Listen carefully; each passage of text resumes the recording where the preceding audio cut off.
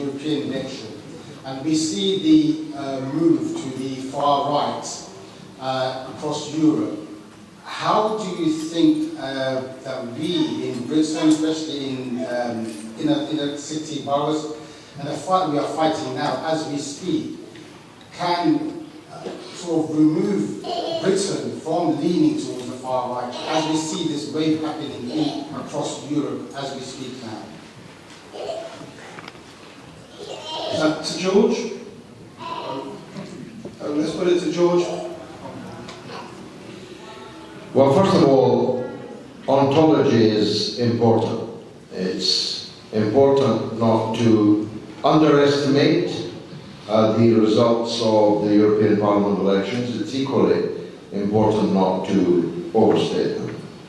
First, I make this point, as the only Brexiteer in this room.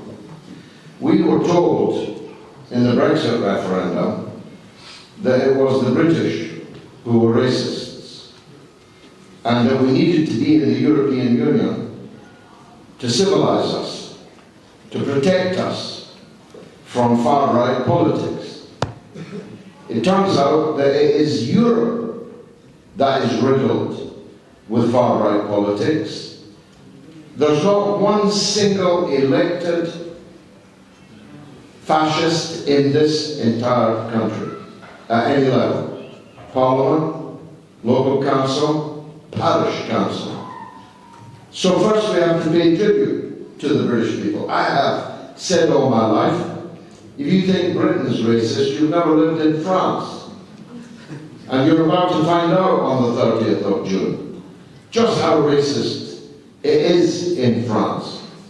And even in countries with a much cuddlier reputation, like the Netherlands, which has illiterate fascists as the leader of their biggest party, Geert Wilders.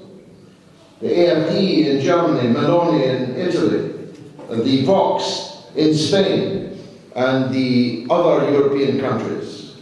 It turns out we're better off out than in this regard. Secondly, the reason for the rise of these parties is the total abysmal failure of the so-called centre-left. It is their failure to protect their own people. It's their taking their own people, their own countries and their own economies into servitude of NATO and the United States, which has caused this truth that not many want to acknowledge, that we very well may be on the brink of World War III. And it's the centrist leaders like Sunak, like Macron, like Schulz, like Bonkers Baerbock, and the other European centrist leaders. It's their fault that their people are so angry that they are ready to listen to the likes of Le Pen and these other far-right leaders.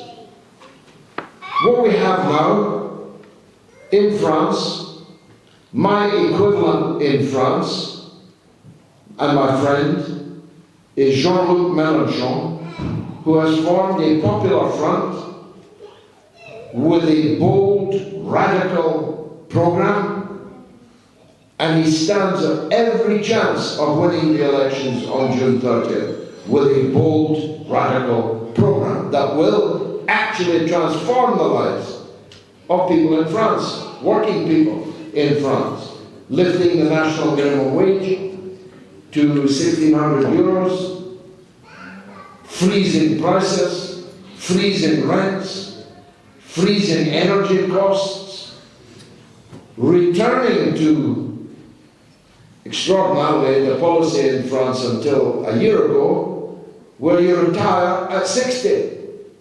We're told we've got to work on until we're 70. I need to amend that because I'm nearly 70 myself and I do intend working on. But do you want a fireman coming up your stair, age 70? Do you want a porter in the hospital at 70? Do you want People at 70 doing manual work because they're not allowed to retire. Well, in France, if Mélenchon wins, everyone will have the opportunity to retire at the age of 60. It is a transformative program, rather like the Workers' Party manifesto. You have to give people hope. If all you're offering, like Starmer is offering, is the status quo, well, people don't like the status quo. People are bitterly angry about the status quo. So what's the point of trying to win their vote on a program which doesn't address the reasons for their anger? There's also an equivalent of mine in Germany. Sarah Wagenknecht, who has formed a party like the Workers' Party.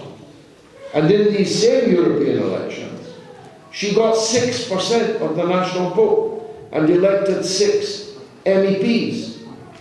And she'll do very much better than that in the German general election, which cannot be long delayed. In other words, a challenge from popular, radical politics has to arise and is arising.